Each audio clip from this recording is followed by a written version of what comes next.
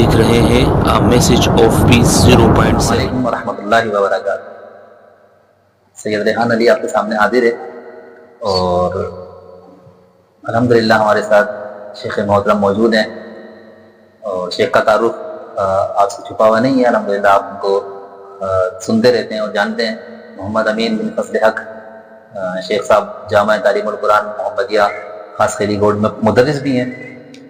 آج ہم آپ کے ساتھ آج جس موضوع کو ڈسکس کریں گے وہ ہے نبی صلی اللہ علیہ وسلم کی سیرت، نبی صلی اللہ علیہ وسلم کی ذات مبارک، نبی صلی اللہ علیہ وسلم بحیثیت نبی، بحیثیت رسول، اللہ رب العالمین کے جو سب سے زیادہ محبوب ہیں، تو اللہ رب العالمین نے ان کو مقام و مرتبہ دیا۔ اور نبی اور رسول میں کیا فرق ہوتے ہیں، انشاءاللہ کچھ سوالات ہمارے ذہن میں، ہمارے عوام کے ذہنوں میں ہیں، تو وہ انشاءاللہ ہم شیخ صاحب سے پوچھیں گے، اور نبی صلی اللہ علیہ وسلم کی سیرت کے حوالے سے، نبی صلی اللہ علیہ وسلم کی ذات مقدس کے بارے میں، جن کو رحمۃ للعالمین بنا کے بھیجا۔ اور نبی صلی اللہ علیہ وسلم کا مقام تو یہ ہے کہ اللہ تعالیٰ فرماتا ہے قل ان کنتم تحبون اللہ، اے نبی آپ ان سے فرما دیجئے کہ اگر تم اللہ سے محبت کرنا چاہتے ہو تو فاتبعونی، بس مجھ محمد صلی اللہ علیہ وسلم کی اطاعت کرو، تو یحببکم اللہ ویغفر لکم ذنوبکم۔ یحببکم اللہ، اللہ اب تم سے محبت کرے گا، کب؟ جب تم نبی کی اطاعت کرو گے۔ تو اللہ رب العالمین کی محبت حاصل کرنے کے لیے ضروری ہے کہ نبی کی اطاعت کی جائے۔ تو اب اسی شخصیت کے بارے میں انشاءاللہ آج ہم بات کریں گے، کیونکہ ان کا مقام سب سے اعلیٰ، اور نبی صلی اللہ علیہ وسلم کی ذات ظاہر سی بات ایسی ہے کہ ہر مسلمان کے دل میں اگر نبی کی محبت نہ ہو تو وہ مسلمان نہیں ہو سکتا۔ تو سب سے پہلا ادب، سب سے پہلی چیز یہ ہے کہ نبی کا ادب کیا جائے، نبی سے محبت کی جائے، نبی کے مقام کو سمجھا جائے، اور پھر نبی صلی اللہ علیہ وسلم کی اطاعت کی جائے۔ شیخ صاحب کیسے ہیں؟ خیریت سے ہیں؟ ٹھیک ہیں آپ؟ الحمدللہ۔ اچھا شیخ صاحب، نبی صلی اللہ علیہ وسلم یقیناً مسلمانوں کی دلوں کی دھڑکن ہے، نبی صلی اللہ علیہ وسلم اللہ رب العالمین کے محبوب تو ہیں، اس میں تو کوئی شک نہیں، سب سے اعلیٰ مرتبہ آپ کا ہے، لیکن کیا اللہ رب العالمین کے کچھ چنے ہوئے لوگ ہوتے ہیں کہ جنہیں اللہ رب العالمین نے خود چنا ہو؟ اس طرح کی کوئی شخصیت اگر ہے، کوئی ایک یا کچھ لوگ ہوتے ہیں تو ان کا کچھ تعارف کروائیں، نبی صلی کی سیرت ہے، انشاءاللہ بات کریں گے۔ بسم اللہ الحمدللہ والصلاة والسلام علی رسول اللہ، اللہم صلی علی محمد وعلی آل محمد کما صلیت علی ابراہیم وعلی آل ابراہیم انک حمید مجید، اللہم بارک علی محمد وعلی آل محمد کما بارکت علی ابراہیم وعلی آل ابراہیم انک حمید مجید۔ اللہ کے آخری پیغمبر، رحمت للعالمین، خاتم النبیین، محبوب کائنات، سید المرسلین صلی اللہ علیہ وسلم کی معرفت اور آپ کا تعارف، آپ کے بارے میں علم اور آپ کی شخصیت کو جاننا، یہ ہر مسلمان کے لیے ضروری ہے، کیونکہ قرآن کریم جس شخصیت پر نازل ہوا، اللہ کی طرف سے جبریل علیہ السلام وحی لے کر آئے، اور انہوں نے اللہ رب العزت کی پہچان ہم سے کرائی ہے۔ اب جو پہچان کرانے والے ہیں ہم انہیں پہچانیں، جو تبلیغ کرنے والے ہم انہیں پہچانیں، جو اس دین کو ہم تک پہنچانے والے ہم انہیں پہچانیں۔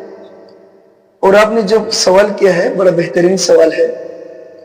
اللہ کے نبی صلی اللہ علیہ وسلم قصر نبوت کی آخری اینٹ ہے، اور انبیاء اور رسول کی جو ایک زنجیر ہے، جو کڑی ہے، اس کا آخری کڑا ہے، آخری اس سلسلے کی آخری کڑی ہے آپ نبی صلی اللہ علیہ وسلم۔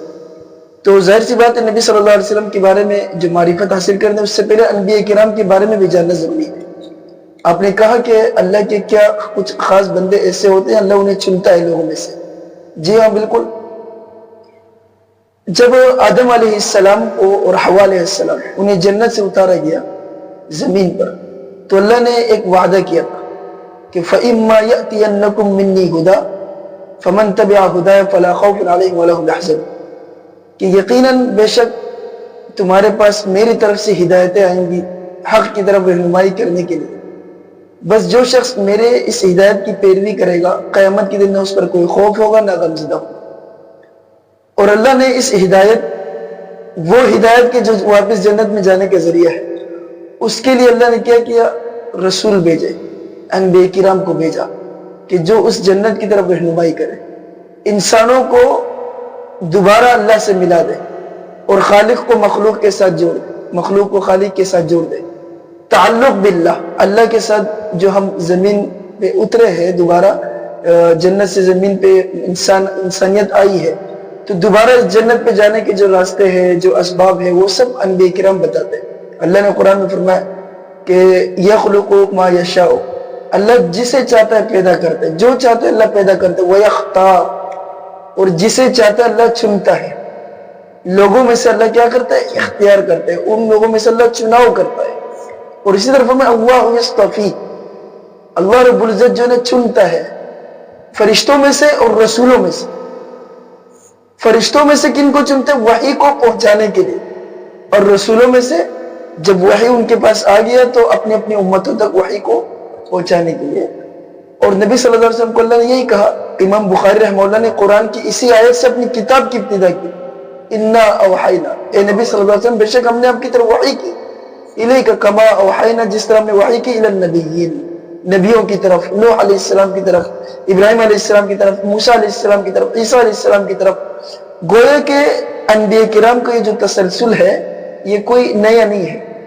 اسی لیے اللہ نے کیا فرمایا, قل, اے نبی صلی اللہ علیہ وسلم آپ کہہ دیجئے, ما کنت بدعا من الرسل, میں کوئی نیا پیغمبر نہیں ہوں, میں کوئی نیا رسول نہیں ہوں کہ نیا رسالت لے کے آیا ہوں, بلکہ مجھ سے پہلے بھی رسول آ چکے ہیں, جا چکے ہیں, گزر چکے ہیں. تو یہ مطلب انبیاء کرام کا ایک سلسلہ ہوتا ہے.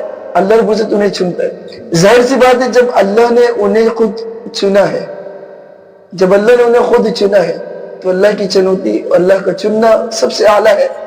اسی لیے اب عبداللہ بن مسعود رضی اللہ عنہ فرمایا کرتے تھے, السنن المروزی میں ہے کہ اللہ رب العزت نے سارے دنیا کے لوگوں کے دلوں کو جانتا ہے. سب سے بہترین جو دل پایا وہ اللہ کے رسول سے. تو انبیاء کرام میں نبی صلی اللہ علیہ وسلم کا دل سب سے زیادہ, سارے صاحب ہے لیکن صاحب میں سب سے بہترین صاحب اللہ کے نبی صلی اللہ علیہ وسلم کا دل ہے. تو یہ اللہ نے اپنے نبیوں کو, رسولوں کو چنا ہے. تو شیخ اب اللہ رب العالمین نے نبی صلی اللہ علیہ وسلم کو اور انبیاء کو چنا ہے, تو اللہ کے کچھ چنے ہوئے لوگ ہوتے ہیں. تو شیخ صاحب انبیاء تو چنے ہوئے ہوتے ہیں, لیکن انبیاء اور رسول, نبی اور رسول میں کیا فرق ہوتا ہے, یا نبی اور رسول دونوں ایک ہی ہیں؟ کیونکہ کچھ انبیاء کو خالی نبی کہا جاتا ہے, کچھ انبیاء کو رسول کہا جاتا ہے, یا کچھ کو نبی اور رسول دونوں کہا جاتا ہے. تو ان میں کیا فرق ہے؟ جی, انبیاء اور رسول میں فرق ہے یا نہیں؟ ویسے جب ہم لفظی ترجمہ دیکھتے ہیں نا, نبی کا معنی ہے وہ نبی جو خبر دینے والا ہے, غیب کی خبروں کو آگے پہنچانے والا ہے. وہ غیب کی خبریں جو اللہ کی طرف سے اس نبی کو ملا ہے. اور رسول کہتے ہیں کہ پیغام کو پہنچانے والا, ایک ہے خبر دینے والا اور ایک ہے پیغام کو پہنچانے والا. ایک نبوت ہے اور دوسرا رسالت ہے. ٹھیک ہے, اب نبوت اور رسالت میں ایک واضح فرق اس کے ترجمے سے ہمیں پتہ چلتا ہے. خبر دینے والا جو ہوتا ہے نا, پہلے سے موجود چیزوں کی وہ خبر دے رہا ہوتا ہے. مطلب یہ ہے کہ واقعات پہلے رونما ہوئے, پہلے سے تقریباً چیزیں ہوئی, تو اب ان چیزوں کی خبر دے رہے. رسول جو پیغام پہنچاتا ہے, ظاہر سی بات ہے پیغام جو ہے نا وہ نئے پیغامات ہوتے ہیں. آج الگ پیغام ہے, کل الگ پیغام ہے, پرسوں الگ پیغام ہے. جب ہم اسی ترجمے کو سمجھیں نا تو کافی گہرا فرق ہمیں سمجھ میں آ جائے گا. وہ یہ ہے کہ رسول وہ ہوتا ہے, جیسے کہ خود علماء نے فرق کیا ہے اور صحابہ کرام کی بھی کچھ اقوالات اس پر موجود ہے, کہ رسول وہ ہوتا ہے کہ جسے اللہ رب العزت نے تبلیغ کے لیے بھیجا مستقل طور پر کسی قوم کی طرف. کئی فرق ہے, ان میں سے ایک فرق ہے, مقصد ہے کہ ایک قوم میں شرک عام تھا, کفر عام تھا, اور ان میں کوئی اور رسول نہیں آیا. تو اب یہ رسول آئے ہیں اور وہ رسالت کی دعوت دیتا ہے. اور نبی جو ہوتے ہیں نا, وہ نبی اس آئے ہوئے رسول کی رسالت کی تائید کرتا ہے اور وہ اس کی حمایت میں آگے چلتا ہے, اور اسی رسول کی رسالت کی طرف لوگوں کو دعوت دیتا ہے اور توحید کی طرف دعوت دیتا ہے. اس کے پاس بھی وحی آتی ہے, لیکن وہ وحی اس اعتبار سے نہیں ہوتی جس اعتبار سے رسول کے پاس ہے. دوسرے لفظوں میں آپ یہ سمجھے کہ نبی جو ہوتے ہیں, نبی اس کے اوپر کتابوں کا نزول نہیں ہوتا ہے. نبیوں کو آسمانی کتابیں نہیں ملتی, اور رسولوں کو آسمانی کتابیں دی جاتی ہیں. اور اسی طرح جتنے بھی رسول ہیں ان کے پاس جبریل علیہ السلام کا آنا جانا ہوتا ہے ان کے ساتھ, لیکن انبیاء کرام کے پاس نہیں ہوتا ہے. جبریل علیہ السلام آئے یا کوئی اور فرشتہ آئے, مقصد وہ کثرت سے نہیں ہے. جس کثرت سے رسول کے پاس آنا جانا ہوتا ہے اس کثرت سے نبیوں کے پاس نہیں ہوتا ہے. نبی کے بعد بھی جبرائیل, اس لیے علماء کہتے ہیں کہ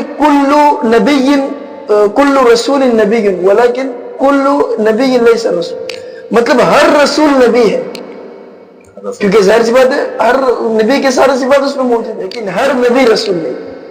ہر رسول نبی ہے لیکن ہر نبی رسول نہیں. اسی طرح بعض علماء یہ فرق کرتے ہیں کہ نبی وہ ہوتے ہیں کہ جس کو تبلیغ کا حکم نہ دیا گیا, لیکن یہ بات کمزور ہے. اس کی وجہ ہے کہ تبلیغ کا حکم نہ دیا گیا یہ تو ممکن نہیں ہے کہ ایک کے پاس جو ہے نا وہ فرشتہ وحی لے کر آ رہا ہے, اور تبلیغ کا تو ایک عام مومن کو بھی حکم دیا جاتا ہے. ٹھیک ہے.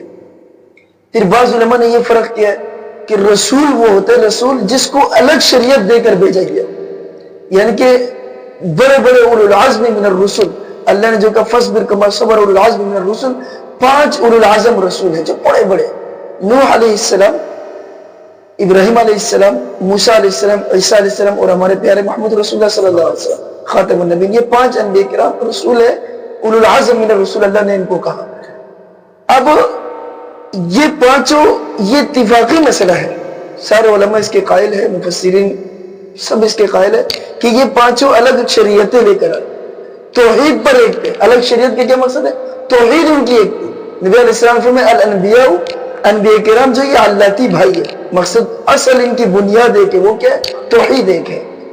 البتہ جو نیچے فروعات ہے, مسائل ہے, پھر اس میں تفصیل ہے, اس میں اختلافات ہے.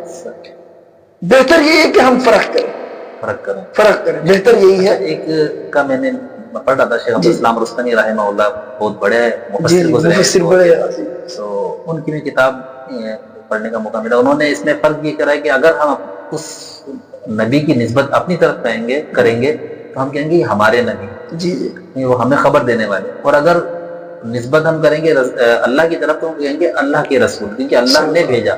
تو کیا یہ فرق بھی صحیح ہے, یا یہ فرق ہے کہ اعتبار سے صحیح ہے بطور استعمال کے صحیح ہے, بہترین. شیخ صاحب نے فرق کیا, اگرچہ پھر اس میں علمی مباحث ہے, اس میں کچھ علمی مباحث ہے. اور دوسری بات میں یہ اس وجہ سے کہہ رہا ہوں کہ فرق کرنا بہتر ہے, یعنی کہ رسول جو ہے وہ تلک الرسل فضلنا بعضهم, اللہ نے کہا کہ یہ رسولوں کی جو جماعت ہے ہم نے بعض کو بعض پر فضیلت دی. تو جب بعض کو بعض پر فضیلت تو عام انبیاء کرام کو ان کے اوپر خاص رسولوں کو کیا فضیلت ہے. وہ جو مشہور حدیث ہم سنتے ہیں کہ اللہ رب العزت قیامت کی حساب و کتاب شروع نہیں کریں گے یہاں تک کہ سارے امت جائیں گے, آدم علیہ السلام کے پاس جائیں گے, نوح علیہ السلام کے پاس جائیں گے. تو وہ صحیح بخاری مسلم کی روایت ہے اور صحیح مسلم کے الفاظ ہے. نوح علیہ السلام کو کیا کہیں گے؟ اول رسول, سب سے پہلے رسول ہے جو آپ کو بھیجا گیا اس دنیا میں. تو اس لفظ کی وجہ سے جو نا علماء کہتے ہیں کہ فرق کرنا چاہیے. اس طرح منزل من اللہ کتابیں جو ہے نا ترتیب سے آگے بڑھتے ہیں تاکہ جو ہے ہماری بات بھی مکمل ہو سکے اور بات کو سمجھ سکیں. اچھا, نبی صلی اللہ علیہ وسلم انبیاء کرام کی بعثت, ظاہر سی بات ہے انبیاء کرام کو بھیجا, رسولوں کو بھیجا, ان کی بعثت کا اصل مقصد کیا تھا, اور پھر ہمارے نبی صلی اللہ علیہ وسلم کو بھیجا گیا, ان کی اصل بعثت کا مقصد کیا تھا؟ اللہ کے رسول صلی اللہ علیہ وسلم کی بعثت کا جو مقصد ہے, تمام انبیاء کرام کی بعثت کا مقصد اللہ نے خود لفظ بعثت کے ساتھ قرآن میں بیان کر دیا. اللہ نے فرمایا کہ لقد بعثنا فی کل امت رسولا ولقد بعثنا, اور یقینی طور پر حقیقی طور پر ہم نے ہر امت میں رسول بھیجا ہے. اور ان کے بھیجنے کا مقصد کیا تھا؟ ان اعبدوا اللہ واجتنبوا الطاغوت, کہ تم اللہ کی عبادت کرو اور طاغوت یعنی کہ اللہ کے علاوہ جتنوں کی بھی عبادت کی جاتی ہے, جس کی عبادت کی جاتی ہے اس سے پرہیز کرو. مقصد کیا معلوم ہوا کہ انبیاء کرام کے بعثت کا مقصد کیا؟ توحید ہے, توحید الالوہیہ, توحید عبادت.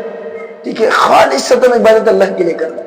اور اسی توحید کی دعوت کو لے کر چلے ہیں سارے انبیاء اور رسول, آدم علیہ السلام سے لے کر نبی صلی اللہ علیہ وسلم تک. تمام انبیاء کرام نے اسی مشن کو کیا اپنایا ہے اور اسی مشن کو لے کر چلے. اسی طرح اللہ نے فرمایا وما ارسلنا من رسول الا نوحی الیہ, جتنے بھی رسول ہم نے بھیجے نا تمام رسولوں کی طرف ہم نے یہ وحی کی, کہ اللہ کے علاوہ کوئی عبادت کے لائق.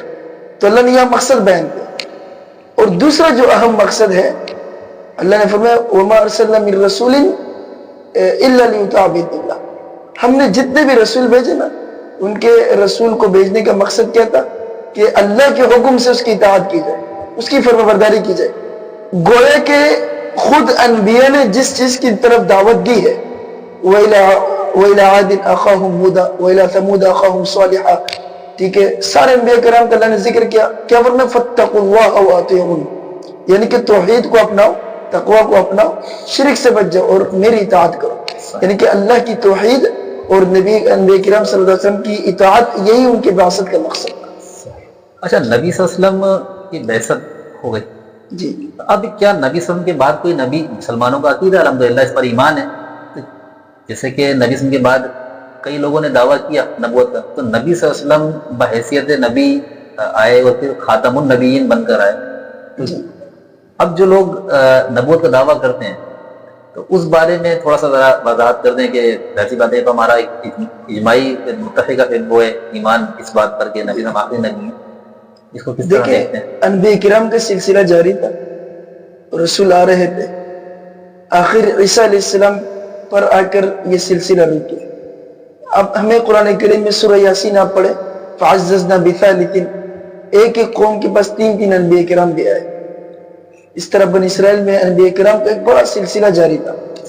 عیسیٰ علیہ السلام پر یہ سلسلہ آ کر رک گیا, اور پھر 600 سال تک کوئی نبی کوئی رسول نہیں آئے. اور من بعد اسمہ احمد, عیسیٰ علیہ السلام نے یہ پیشن گوئی کی تھی, اور انجیل میں بھی ہے, تورات میں بھی ہے, الحمدللہ موجود ہے کہ نبی صلی اللہ علیہ وسلم ایک نبی آئے گا جس کا نام احمد ہوگا, اور جو کھجوروں کی سرزمین پر ہجرت کرے گا. مختلف صفات ہیں. تو نبی صلی اللہ علیہ وسلم کو یہ نبوت ملی, رسالت ملی. آپ اگر ختم نبوت کی بات کرتے ہیں تو میں آپ کو یہ بتاؤں گا کہ تمام کتابوں میں, خصوصاً انجیل میں, وہ نبی جس کے اندر یہ تمام صفات موجود ہو, اس نبی کے بعد کسی اور نبی کا ذکر ہی نہیں. یعنی کہ ختم نبوت کا مسئلہ صرف قرآن کا مسئلہ نہیں ہے, صرف اس اسلام کا مسئلہ نہیں ہے, پچھلی دور تمام کتابیں. اور پھر جہاں ہم قرآن دیکھتے ختم نبوت, اصل میں دیکھیں نبیوں کے سلسلے کے ساتھ ختم نبوت کو سمجھنا اس لیے ضروری ہے کہ یہ سلسلے کی آخری اینٹ ہے. اللہ کے نبی صلی اللہ علیہ وسلم نے فرمایا, صحیح بخاری وغیرہ کی بھی روایت ہے کہ میرے اور انبیاء کرام کی مثال ایسے جیسے کسی نے ایک گھر بنایا, عمارت بنایا ہو, اور اس عمارت میں سب کچھ اعلیٰ اکملہ و اتمہ, بہترین و خوبصورت ہو, لیکن ایک اینٹ کی جگہ خالی, اور ہر زیارت کرنے والا کہے کہ یار یہ بنگلہ تو بڑا بہترین ہے, عمارت تو بڑا بہترین ہے, لیکن یہ جو اینٹ ہے نا, کاش یہ اینٹ ہوتا.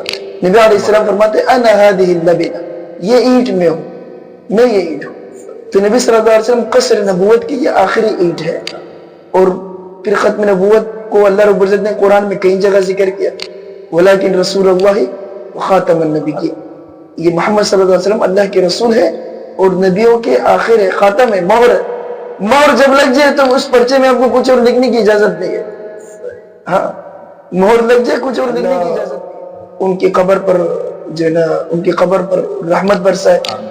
انہوں نے بڑی بہترین ایک بات کی, ان کی کتاب ہے مسئلہ ختم نبوت کے اوپر. وہ کہتے ہیں قرآن کریم میں جتنی بھی آیتیں ہیں جس میں لما بین یدی, یعنی کہ تمہارے سامنے تورات کا ذکر کیا, زبور کا ذکر کیا, انجیل کا, قرآن کا ذکر کیا, لیکن یہ نہیں کہا کہ لما بعد القرآن, قرآن کے بعد جو وحی آئے گا. یعنی کہ پہلے صفحے میں بھی آپ دیکھ لیں اللہ نے کیا فرمایا, یؤمنون بالغیب, وہ غیب پر ایمان رکھتے ہیں, جو اللہ کی طرف سے نازل شدہ اس پر ایمان رکھتے ہیں. یہ نہیں ہے جو اس کے بعد نازل ہوگا اس پر, نہیں, اس سے پہلے جو تو ان سب پر ایمان کا ذکر ہے, لیکن اس کے بعد کچھ ہے ہی نہیں تو اس کا ایمان کا بھی ذکر نہیں ہے. تو بہرحال پھر بھی لوگوں نے کیا کہ نبی علیہ السلام کی حدیث ہے کہ 30 دجالون کذابون, 30 دجال ہوں گے, دجل کرنے والے, دھوکہ دینے والے, جھوٹ بولنے والے, اور وہ نبوت کا دعویٰ کریں گے. ان میں سے ہر بندہ گمان کرے گا کہ میں نبی ہوں, لیکن لا نبی بعد, خبردار, انا خاتم النبیین, میں آخری نبی صلی اللہ علیہ وسلم پیغمبر ہوں, میرے بعد کوئی نبی نہیں. تو نبی صلی اللہ علیہ وسلم یہ آخری, اور یہ ہر مسلمان کا عقیدہ ہونا چاہیے. اسی کی بنیاد پر نبی صلی اللہ علیہ وسلم نے مسیلمۃ الکذاب کے خلاف جنگ کا اعلان کیا, جس کے اختتام ابو بکر رضی اللہ عنہ نے کیا. اچھا شیخ صاحب, نبی صلی اللہ علیہ وسلم کو نبوت ملی 40 سال کی عمر, الحمدللہ ہر مسلمان اس بات کو جانتا ہے. کیا نبوت کا جو اعلان کیا آپ نے 40 سال کی عمر میں، وہ کیا کوئی خاص وجہ کہ 40 سال کی عمر میں ہی کیوں ملی آپ کو؟ وجہ آپ نے اعلان نبوت 40 سال کی عمر میں ہی کیوں کیا؟ اس کی کوئی خاص وجہ ہے؟ دیکھیں، بعض لوگ جیسے آپ نے سوال کیا، کچھ باتیں عوام الناس کے ذہنوں پر گھوم رہی. مقصد ایک مشہور حدیث ہے، کنت نبیا وآدم بین الماء والطین، میں اس وقت بھی نبی تھا کہ جب آدم علیہ السلام جو ہے نا پانی اور مٹی کے درمیان میں تھا. یہ حدیث تو علامہ البانی رحمہ اللہ فرماتے موضوع لا اصل له، یہ حدیث من گڑت ہے. شیخ زبیر علی زئی رحمہ اللہ نے بھی اس کو من گڑت قرار دیا. البتہ آپ یہ کہہ سکتے ہیں کہ نبی صلی اللہ علیہ وسلم کی نبوت جو ہے، دیکھیں جب اللہ نے اس دنیا کو بنایا نا، اس سے پہلے اللہ نے قلم کو بنایا ہے. آدم علیہ السلام ہر چیز سے پہلے اللہ نے قلم کو پیدا کیا، اور قلم کو کہا کہ اکتب، اب لکھو. قلم نے کہا میں کیا لکھوں؟ صحیح مسلم وغیرہ کی روایت ہے، فرمایا کہ ہر وہ چیز لکھو جو قیامت تک ہونے والا ہے. تو اللہ نے سب کچھ لکھوا دیا. اب ظاہر سی بات ہے نبی صلی اللہ علیہ وسلم کی نبوت جو وہاں سے ثابت ہے. سمجھ رہے ہیں نا آپ؟ نبی صلی اللہ علیہ وسلم کی جو نبوت ہے، جو رسالت ہے، وہ اس کے سلسلہ وہاں سے چل رہا ہے. یہ نہیں ہے کہ نبوت 40 سال کی عمر میں آپ نبی بنے ہیں. اور دوسری بات، مستدرک حاکم اور صحیح ابن حبان، مسند احمد اور دیگر کتب حدیث میں روایت موجود ہے. شیخ البانی رحمہ اللہ نے صحیح قرار دیا اور حافظ زبیر علی زئی رحمہ اللہ نے اس کو حسن قرار دیا کہ نبی صلی اللہ علیہ وسلم فرماتے ہیں کہ کنت نبیا، میں نبی تھا، وآدم کنت نبیا عند اللہ، میں اللہ کے ہاں نبی تھا. اور ایک حدیث میں مکتوب عند اللہ، اللہ کے ہاں میں نبی لکھا ہوا تھا، کیونکہ میری نبوت اللہ کے ہاں لکھی ہوئی تھی. اور آدم جو ہے نا لمنجدل فی طینتہ، اپنے مٹی میں جو ہے نا وہ ڈھانچے کی شکل میں موجود تھا. تو اس وقت بھی مجھے نبوت ملا ہوا تھا. قرآن کی ایک آیت ہم سمجھ لیں، وَإِذْ أَخَذَ اللَّهُ مِيثَاقَ النَّبِيِّينَ، جب اللہ نے کیا کیا؟ نبیوں سے وعدہ لیا، نبیوں سے پختہ وعدہ لیا. تو قرآن کی آیت جب ہم سامنے رکھیں گے نا تو ہمیں معلوم ہو جائے گا کہ انبیاء کرام کو، نبی صلی اللہ علیہ وسلم کو بھی جو نبوت اور رسالت ملا وہ شروع سے ہی ملا ہے. یعنی کہ سارے انبیاء کرام، سارے رسول وہ شروع سے ہی انبیاء ہیں، شروع سے ہی رسول ہے. اب دیکھیں اللہ نے روحوں کو جب نبی صلی اللہ علیہ وسلم کے لیے خاص نہیں، تمام انبیاء کرام، تمام انبیاء کرام، جی بالکل. دیکھیں نبی صلی اللہ علیہ وسلم کی حدیث ہے، صحیح بخاری وغیرہ میں بھی ہے کہ نبی صلی اللہ نے جب تمام انبیاء کرام کو جمع کیا، روحوں کو جمع کیا، تو آدم علیہ السلام نے دیکھا کہ داؤد علیہ السلام انتہائی خوبصورت ہے. حدیث سنیے نا، صحیفہ امام بن منبہ میں پڑھی آپ، انتہائی خوبصورت. تو اللہ رب العزت سوال کیا آدم علیہ السلام نے کہ یہ کون ہے؟ ان کو بتایا کہ یہ داؤد علیہ السلام ہے. تو فرمایا کہ ان کی عمر کتنی ہے؟ تو ان کو عمر بتایا گیا. کہا میری عمر میں سے 40 سال غالباً ہے، ذہن میں بھی ہے کہ کچھ میرے عمر میں سے داؤد علیہ السلام کو دے دو. جب وہ وقت پورا ہوا تو فرشتہ پہنچ گیا آدم علیہ السلام کے پاس. تو انہوں نے کہا کہ آپ کا عمر تو نہیں ہوا تھا، لیکن آپ نے جو داؤد علیہ السلام کو دیا تھا. تو پھر آدم علیہ السلام اپنی بات سے پلٹ گئے. مطلب یہ کہ وہ بات انہوں نے چھوڑ دی. انہوں نے کہا کہ نہیں، میں وہ وعدہ پورا نہیں کرتا. تو پھر نبی علیہ السلام فرماتے ہیں نسیہ آدم فنسیہ ابن، مطلب آدم علیہ السلام بھول گئے. جب آدم علیہ السلام سے بھول ہو گئی تو ان کی اولادوں سے بھی بھول ہو گئی. تو مقصد یہ کہ انبیاء کرام پہلے سے موجود ہے. البتہ ایک اور غلط عقیدہ پھیل رہا ہے، وہ یہ کہ نبی علیہ السلام نعوذ باللہ، مطلب یہ کہ بطور وجود کے، بطور ذات کے پہلے سے موجود ہے. تو یہ بات غلط ہے. یہ اس کے لیے قرآن اور حدیث سے مستقل دلیل چاہیے ہوتا ہے. یہ عقیدے کا مسئلہ ہے. جب تک کوئی دلیل نہ ہو، واضح صحیح دلیل، تب تک ہم کسی مسئلے پر عقیدہ نہیں بنا سکتے. صحیح مسلم میں حدیث آتی ہے، نبی علیہ السلام فرماتے ہیں کہ میں گزرتا تھا ایک راستے سے، تو وہاں مجھے ایک پتھر سلام کرتا تھا، اور میں اس پتھر کو آج بھی جانتا ہوں. حدیث کے الفاظ ہیں، میں آج بھی جانتا ہوں وہ مجھے نبوت سے پہلے وہ سلام کرتا تھا. اور پتھر یعنی کہ اس بات کی گواہی دے رہا ہے کہ آپ پہلے سے نبی. دیکھیں بحیرہ راہب نے بھی یہ کہا کہ یہ رسول ہے. ایک ہے کہ مستقبل میں نبوت اور رسالت کی ذمہ داری انہوں نے سنبھالنا ہے، اس وجہ سے ابھی سے عزت کرتے. یعنی کہ نبی صلی اللہ علیہ وسلم کو بطور نبی اور رسول کے جس نے پہلے سے پہچانا ہے، پہلے سے جس نے پہچانا ہے، اس نے نبی صلی اللہ علیہ وسلم کے ادب، احترام، عزت، اکرام سب کچھ کرنا شروع کر دیا. بحیرہ راہب نے آپ کی رسالت پر ایمان نہیں لایا، نبوت پر ایمان نہیں لایا. جب آپ نبوت کے اعلان کریں گے تب ایمان لاؤ. مقصد یہ کہ نبوت کا دعویٰ کرے گا، اعلان کرے گا. اسی لیے اللہ نے فرمایا لقد من اللہ علی المؤمنین اذ بعث فیہم رسولا. دیکھیں نبی ہونے، رسول ہونے اور بعثت میں فرق ہے آسمان و زمین. نبی اور رسول ہونے کا جو معاملہ ہے وہ تو اللہ نے پہلے سے لکھا ہوا ہے، اللہ کے پاس لکھا ہوا ہے، جیسے میں نے آپ کو پہلے بتایا. لیکن جو بعثت ہے وہ الگ چیز ہے. اسی لیے اللہ نے قرآن میں بعثت کا ذکر کیا.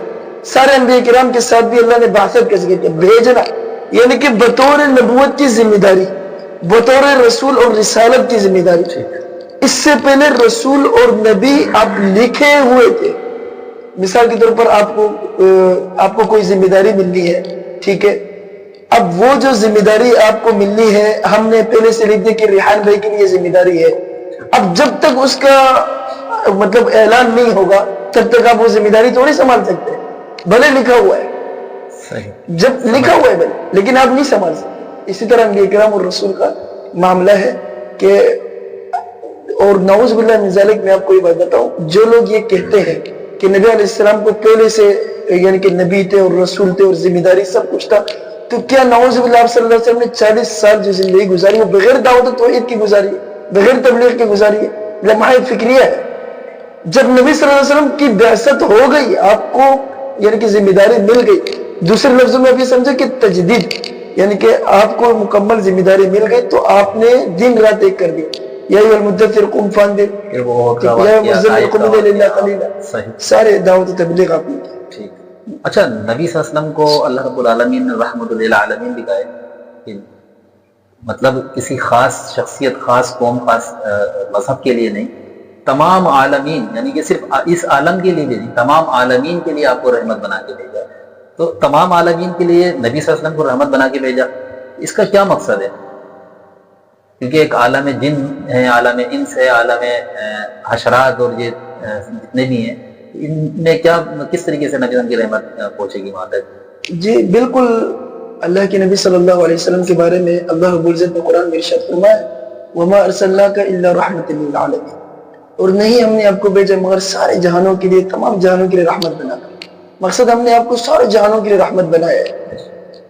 اب ظاہر سی بات ہے جو مسلمان، جو بندہ الحمدللہ رب العالمین کو سمجھے گا، وما هو الا ذکر للعالمین کو سمجھے گا، تو پھر وہ خود بخود رحمت للعالمین کو بھی سمجھے گا.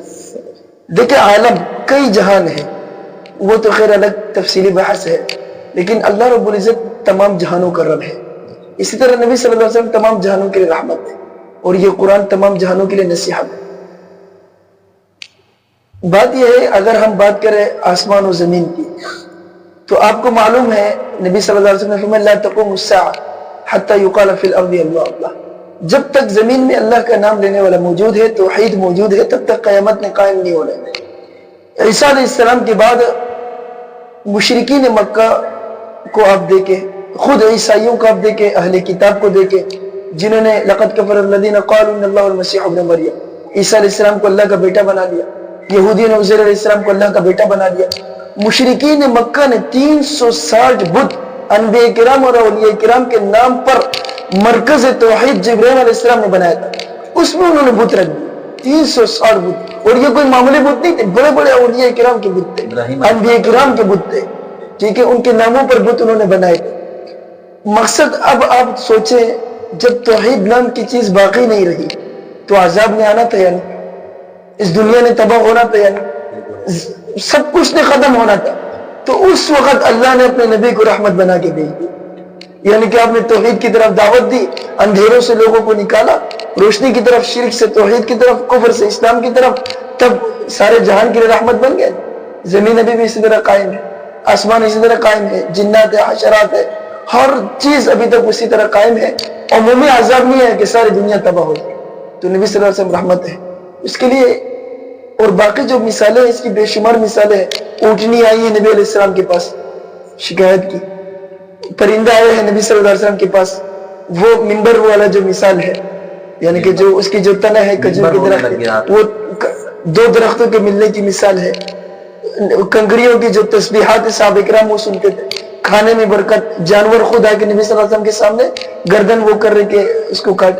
مطلب ایک اس طرح کی ہمیں ہزاروں مثالیں ملیں گی جس سے ہمیں پتہ چلے کہ نبی صلی اللہ علیہ وسلم رحمت. آپ یہ اور الشفا میں قاضی عیاض رحمہ اللہ نے ایک اثر نقل کیا، اثر تابعی کا قول ہے، سند اس کی نقل نہیں کی، لیکن انہوں نے خود اس سند کو یعنی کہ حسن درجے کا قرار دیا ہے، یعنی کہ نقل کیا ہے اس کو۔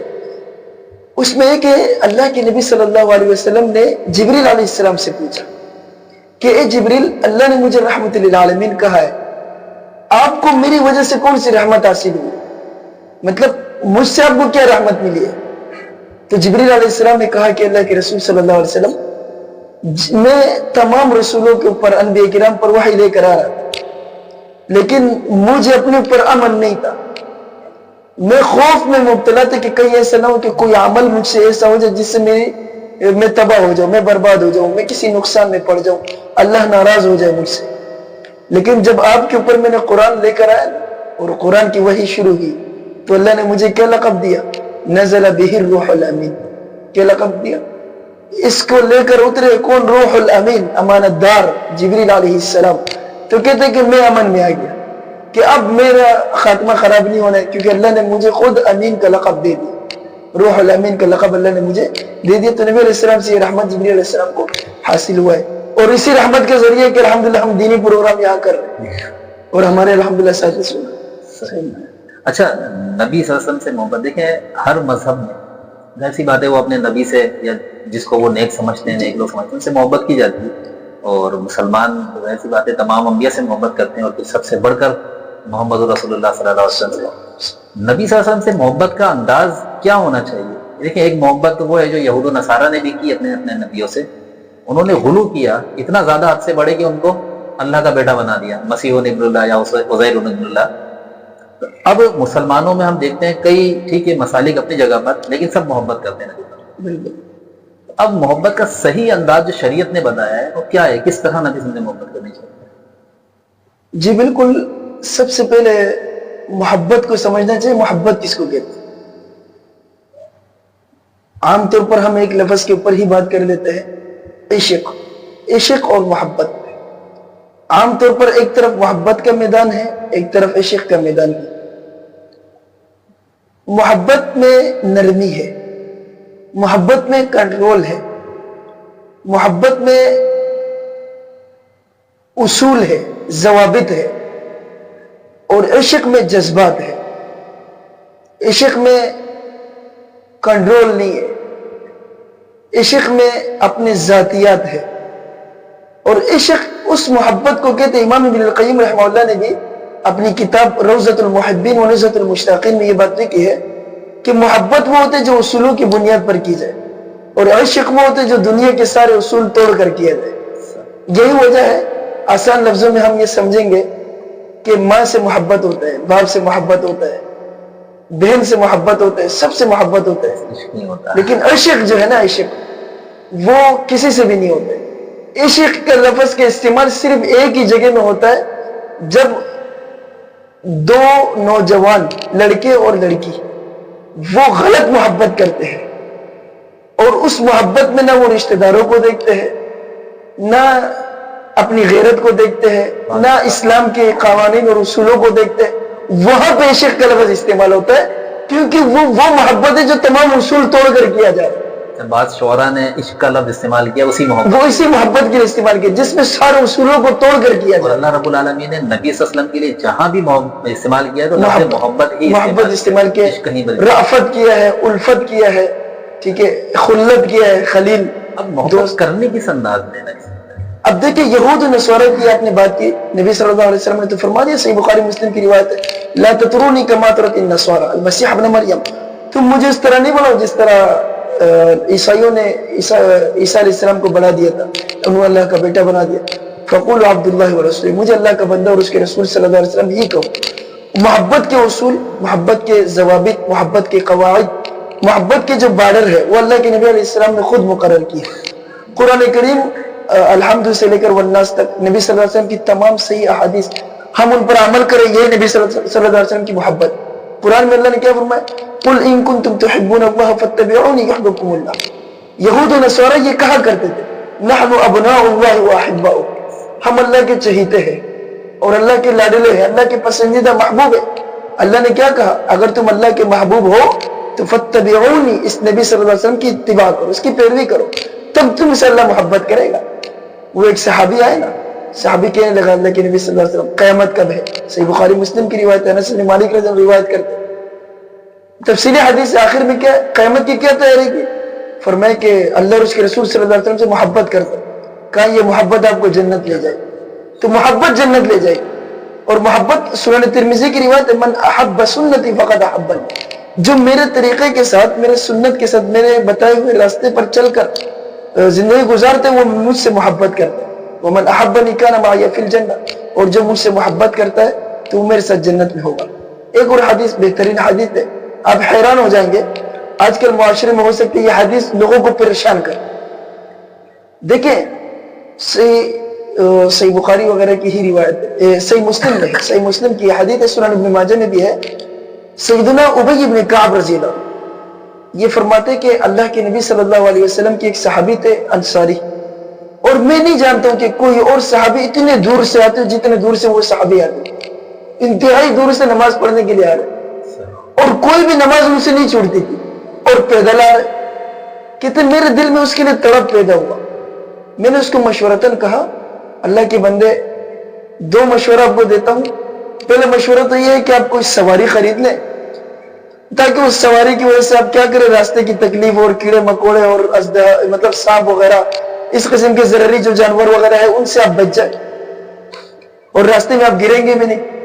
دوسرا مشورہ ہے کہ اللہ کے نبی صلی اللہ علیہ وسلم کے گھر کے قریب آ جائیں، مطلب آپ مدینے میں قریب آ جائیں، آپ اتنا دور رہتے قریب گھر لے لیں۔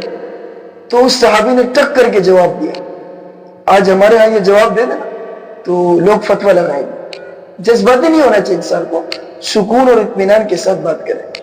اس صحابی نے کیا کہا، اللہ کی قسم اگر میرا گھر نبی صلی اللہ علیہ وسلم کے گھر کے قریب بھی ہونا مجھے یہ بھی پسند نہیں، یعنی کہ میں دور گھر سے نماز پڑھنے کے لیے آتا ہوں، مجھے یہ زیادہ محبوب ہے، زیادہ پسندیدہ اس کے مقابلے میں کہ میرا گھر کا خیمہ نبی صلی اللہ علیہ وسلم کے گھر کے خیمے کے ساتھ لگا ہوا۔ اب بظاہر آپ دیکھیں کہ اس نے کیا کیا، نبی علیہ السلام کی جو ذاتی محبت تھی، جو تعلق آپ کے ذات کے ساتھ، ہمارے ہاں تو مطلب ایک جذبات پھیلا دیے گئے۔ وہ جذبات کیا ہے، نبی صلی اللہ علیہ وسلم کی گستاخی کرنے والے کو قتل کیا جائے، یقیناً قتل کیا جائے، لیکن جو سن رہا ہو نا گستاخی کے الفاظ، اس کو یہ تو پتا ہو کہ یہ الفاظ واقعی میں گستاخی کے ہے، ورنہ تو ہر بندہ اپنا جو نا اسٹیٹ ہی کرے گی، ہاں بالکل اسٹیٹ، وہ تو اسٹیٹ تو کرے گی، لیکن وہ ایک عوامی بات کرو، عوام میں جو ایک چیز پھیلا ہوا ہے۔ تو میرا مشورہ ہے کہ کم از کم جو بندہ یہ کام کرو اس کو تو پتا ہو کہ گستاخی کی بات کیا ہے۔ اب یہاں ابی بن کعب رضی اللہ عنہ نے کیا کیا، گردن نہیں اڑائی تلوار نکال کے، بلکہ کیا کیا، ان کو کندھے میں اٹھا لیا اپنے، اور اٹھا کے سیدھا پہنچے نبی صلی اللہ علیہ وسلم کے پاس۔ جہاں بھی کوئی بھی مسئلہ پیش آ گیا عوام الناس میں کوئی اس طرح کی قرآن کی آیت اتار دی کہ یہ جو مسجد کی طرف چلنے والے قدم ہیں ہم ان کے اوپر اجر لکھتے ہیں۔ اب یہاں ہمارا جو مقصود ہے وہ کیا ہے، ایک ہی ذاتی محبت، ایک ہی وہ عمل۔ نبی صلی اللہ علیہ وسلم نے کس چیز کو ترجیح دی، عمل کو ترجیح دی، اور عمل کو اپنی محبت کے ساتھ جوڑ دیا۔ بھلے نبی کے گھر کے ساتھ گھر ہو، عمل نہیں ہے کوئی فائدہ نہیں، نبی صلی اللہ علیہ وسلم کے گھر کے ساتھ گھر ہے، عمل ہے، تو یہ اس کو آگے لے کے جائے اور یہ اس کو بلندیوں تک پہنچائے۔ تو یہ نبی صلی اللہ علیہ وسلم کے ساتھ محبت، مقصد یہ کہ عمل کے ساتھ اس کا تعلق ہے، اور انسان کو چاہیے کہ اپنے اعمال کو نبی صلی اللہ علیہ وسلم کے طریقے پر ہی لے کر۔ اچھا، اس سے تو یہ تو پتا چلا کہ نبی صلی اللہ علیہ وسلم سے اصل محبت نبی صلی اللہ علیہ وسلم کی اطاعت ہے، آپ کی اطاعت اور فرما برداری میں زندگی گزارنا، یہ اصل محبت ہے۔ اچھا، ایک محبت کا انداز صحابہ کرام کا جو ہمیں ملتا ہے کہ آپ صلی اللہ علیہ وسلم جب وضو کرتے تھے تو وضو کا پانی نکلنے دیتے تھے، یا پسینے کو جمع کر لیا آپ کے کہ وہ خوشبو کے لیے لگایا کرتے تھے۔ یہ اس کے بارے میں تھوڑا سا جو ہے نا، نبی علیہ السلام کی ذات میں بھی برکتیں ہیں، پھر ان سے محبت کا وہ انداز کہ اب جیسے میزبان رسول جن کو کہا جاتا ہے کہ وہ پہلی رات آپ جب اوپر آپ کو نیچے بٹھایا اور لے کر آئے اور خود اوپر تھے، تو آپ وہ پوری رات وہاں پر سو نہیں سکے کہ نبی علیہ السلام کہاں پر ہوں گے، اس جگہ پر ہوں گے۔ تو بہرحال آپ اپنے انداز میں سنائیں گے۔ یہ دیکھیں، ایک بندہ جب اس نے اپنا عمل اللہ کے رسول صلی اللہ علیہ وسلم کے مطابق بنا لیا ہے، جب اس نے یہ تہیہ کر لیا میں نے مکمل زندگی نبی صلی اللہ علیہ وسلم کے بتائے ہوئے طریقے پر گزارنا ہے، تو لازمی بات ہے وہ نبی صلی اللہ علیہ وسلم کی اتباع اسی وجہ سے کرتے ہیں کہ اس کے دل میں نبی صلی اللہ علیہ وسلم کی محبت ہو. اب جو بندہ، یہ مطلب قانونی بات ہے، جب ایک بندہ نبی صلی اللہ علیہ وسلم سے یا کسی سے بھی محبت کرتا ہے اس کی ہر چیز سے اس کو محبت ہوتا ہے. الحمدللہ جب ایک مومن ہوتا ہے اور رسول اللہ صلی اللہ علیہ وسلم سے وہ محبت کرتا ہے تو قرآن کو آپ دیکھیں، لا اقسم بہذا البلد، اس شہر سے بھی، پھر مکہ سے بھی اس کو محبت ہوتا ہے، مدینے سے بھی محبت ہوتا ہے، اس مٹی سے بھی اس کو محبت ہوتا ہے، ٹھیک ہے، اس مجلس سے بھی، اس جگہ سے بھی، اس منبر سے بھی، اس مصلی سے بھی، یعنی کہ ہر چیز سے اس کو محبت ہوتا ہے. صحابہ کرام کی محبت کا انداز آپ دیکھیں، جیسا آپ نے اشارہ کیا، سہیل جب آیا نا مشرکین مکہ کی طرف سے صلح حدیبیہ کے موقع پر، اس نے دیکھا کہ یہ تو مطلب اپنے نبی صلی اللہ علیہ وسلم کے وضو کا پانی بھی نیچے گرنے نہیں دے رہے، اتنی محبت.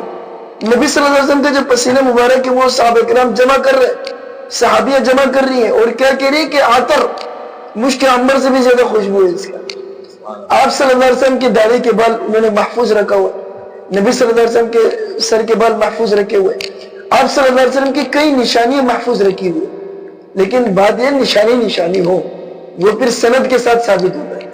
جس طرح حدیثیں صحیح سند سے پہنچتی ہیں نا، اسی طرح یہ ساری نشانیاں بھی صحیح سند سے پہنچتی ہے. اور پھر جہاں تک برکت کی بات ہے تو نبی صلی اللہ علیہ وسلم کی مکمل ذات ہی بابرکت. آپ صلی اللہ علیہ وسلم نے جہاں قدم رکھا وہاں برکت پھیل گئی اللہ کے حکم سے. دیکھو برکت پیدا کرنے والی ذات اللہ کی، اور یہ توحید کی بنیاد ہے. اللہم صلی علی محمد یہ ہم پڑھتے ہیں، اس میں کیا ہوا، مبارک علی محمد، مطلب برکت ہم کس سے مانگ رہے؟ اللہ سے مانگ رہے. کس کے لیے مانگ رہے؟ نبی صلی اللہ علیہ وسلم کے لیے. تو ہم دعا کریں نبی صلی اللہ علیہ وسلم کی ذات، شخصیت، اس کے عمل، اس دین کی برکت ہے، نبی صلی اللہ علیہ وسلم کی برکت ہے کہ ساری دنیا میں اسلام ہے، ایمان ہے، توحید ہے. اور جہاں تک شخصیات سے برکت حاصل کرنا تو یہ یقینی بات ہے کہ نبی صلی اللہ علیہ وسلم کی ذات میں اللہ نے برکت رکھی. امی عائشہ رضی اللہ عنہا فرماتی ہے کہ میں نبی صلی اللہ علیہ وسلم پر دم کیا کرتی، سورت پڑھا کرتی تھی، قل اعوذ بالفلق قل اعوذ بالناس، اور آپ کے ہی ہاتھ کو اپنے اوپر پھیرا کرتی تھی برکت کی خاطر. بلکہ عائشہ رضی اللہ عنہ کے بارے میں صحابہ کرام نے کیا کہا، صحیح بخاری کی روایت ہے، جب تیمم کی آیت اتری، ما ہی اول برکتکم، یہ تمہاری پہلی برکت نہیں ہے جو اللہ نے تمہاری وجہ سے ہمیں دیا ہے، کیونکہ تیمم کی آیت نازل ہوئی، ٹھیک ہے. تو برکت، اور دوسرے ہے کہ برکت کی وجہ سے اسی برکت میں لگ جانا اور عبادت کو چھوڑ دینا، اعمال کو چھوڑ دینا، اور اسی برکت کے لیے محفلیں سجانا، یہ غیر شرعی عمل ہے. صحابہ کرام میں شیخ الاسلام ابن تیمیہ رحمہ اللہ نے بہترین بات کی. انہوں نے کہا کہ اللہ کے نبی صلی اللہ علیہ وسلم کے صحابہ، تابعین، تبع تابعین، محدثین، فقہاء، ائمہ دین، کسی سے بھی اللہ کے نبی صلی اللہ علیہ وسلم سے متعلق کسی بھی چیز کو لے کر پروگرام کرنا اور اس چیز کو لے کر مشورہ، مطلب اس چیز کو لے کر جو ہے نا واویلا مچانا اور اس چیز کے اوپر جو ہے نا عبادت قرار دینا اور محفلیں سجانا، یہ چیز ثابت نہیں ہے.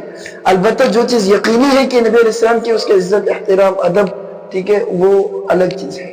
وہ سب کچھ ایک مومن کا کام ہے کہ وہ لازمی کرے. نبی علیہ السلام کی ذات بھی برکت والی ہے، لیکن نبی علیہ السلام کی ذات جب تک دنیا میں تھی جب تک برکت والی. یقیناً اب آپ قرآن اور حدیث ہے، اب قرآن اور حدیث ان کی نبی صلی اللہ علیہ وسلم کی بتائے ہوئے دعائیں ہیں، تعلیمات ہیں، وہ سب برکت والی ان ہیں. تعلیمات پر عمل کر کے انسان برکت کر سکتا ہے. اچھا، نبی صلی اللہ علیہ وسلم کی زندگی کے ہم دیکھتے ہیں 3 ادوار، اور ایک بعثت سے پہلے اور 2 بعثت کے بعد، یعنی کہ مکی دور اور مدنی دور. ان 3 ادوار کی کیا حکمت ہے؟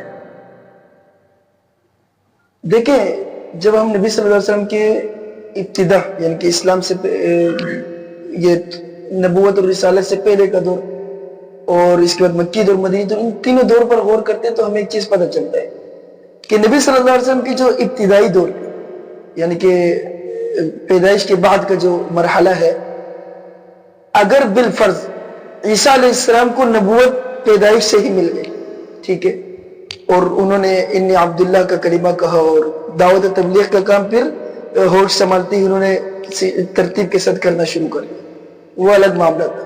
کیونکہ پہلے سے وہاں لوگ موجود تھے جو انبیاء کرام اور رسول کے معاملات کو سمجھتے تھے، توحید کو کچھ نہ کچھ جانتے تھے. یہودیت، مذہب یہودیت تھی، یعنی کہ بنی اسرائیل رسولوں سے جو ہے نا وہ تھے، وابستہ تھے. زکریا علیہ السلام موجود ہے, یحییٰ علیہ السلام موجود ہے. وہاں کوئی عام بات, عجیب بات نہیں تھی, مطلب ایک چلتی ہوئی بات تھی.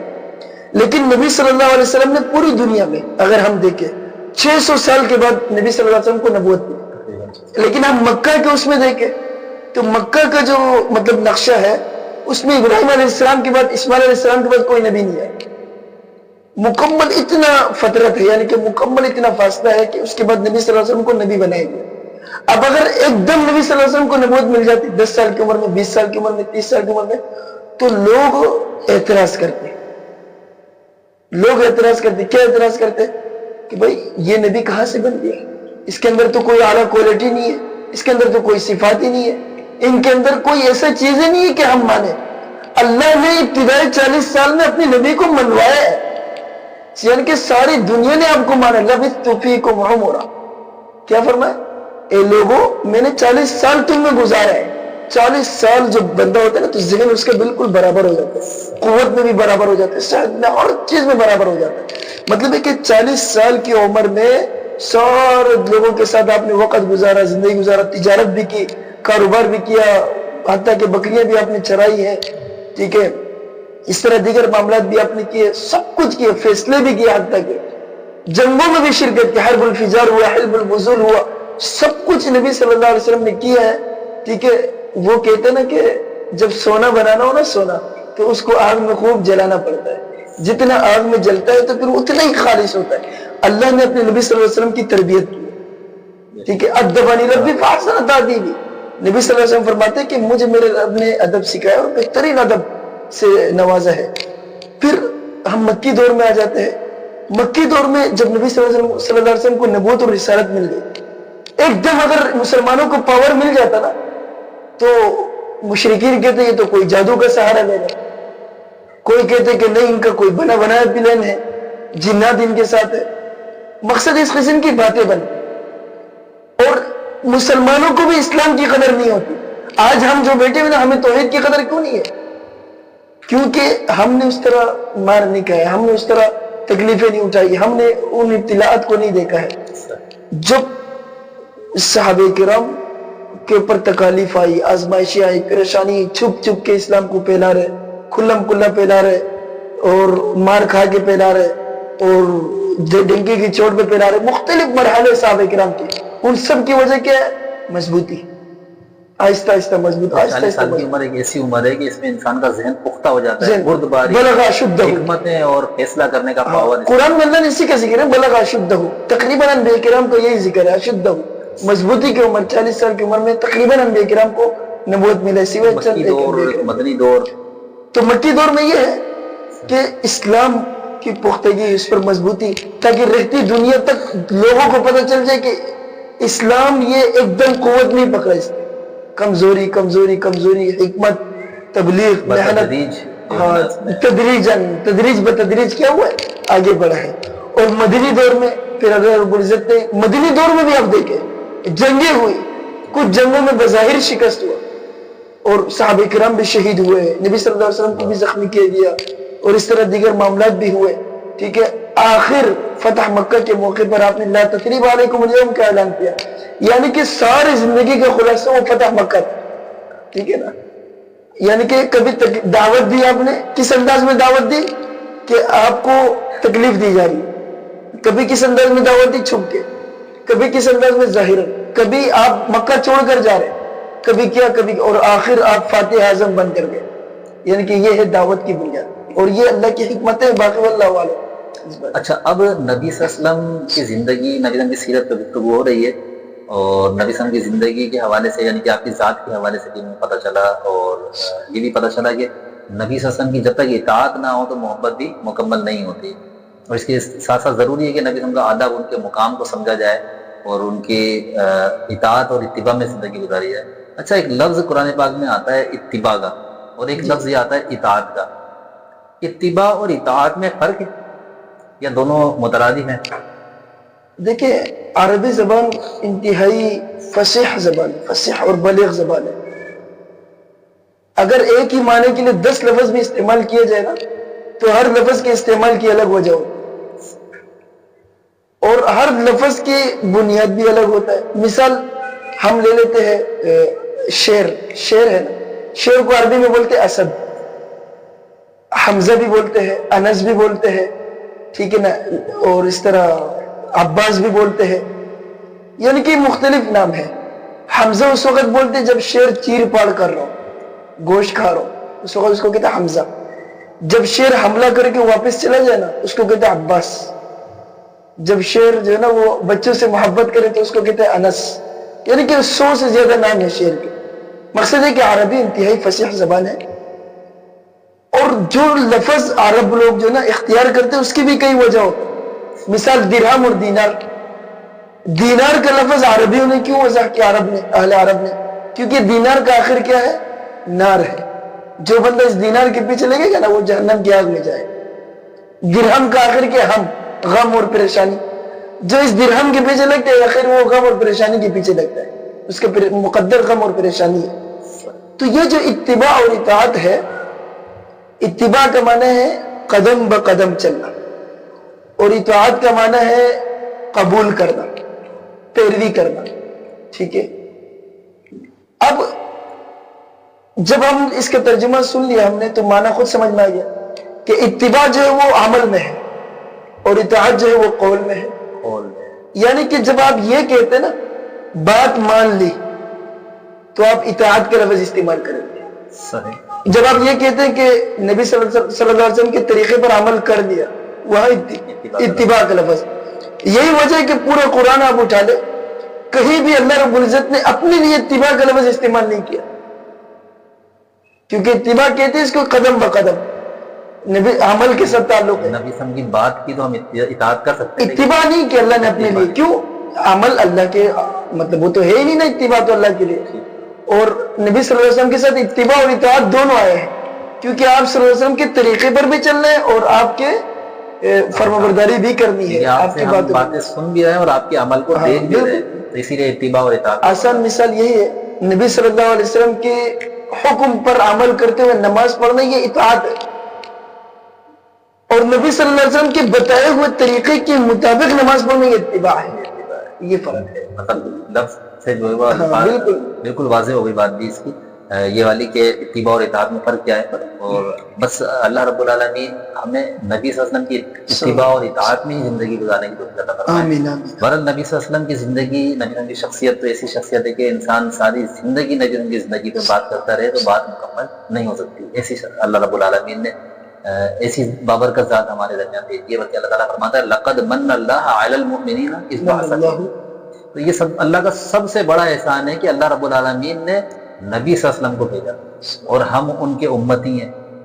تو اللہ رب العالمین ہمیں نبی صلی اللہ علیہ وسلم کی سچی محبت نصیب فرمائے, اور نبی صلی اللہ علیہ وسلم سے ایسی محبت کہ جو شریعت نے بتائی ہے, اور ایسی محبت ہی ہمارے کو نبی صلی اللہ علیہ وسلم کے ساتھ انشاءاللہ ملا سکتی ہے اور ہمیں جنت تک لے جا سکتی ہے.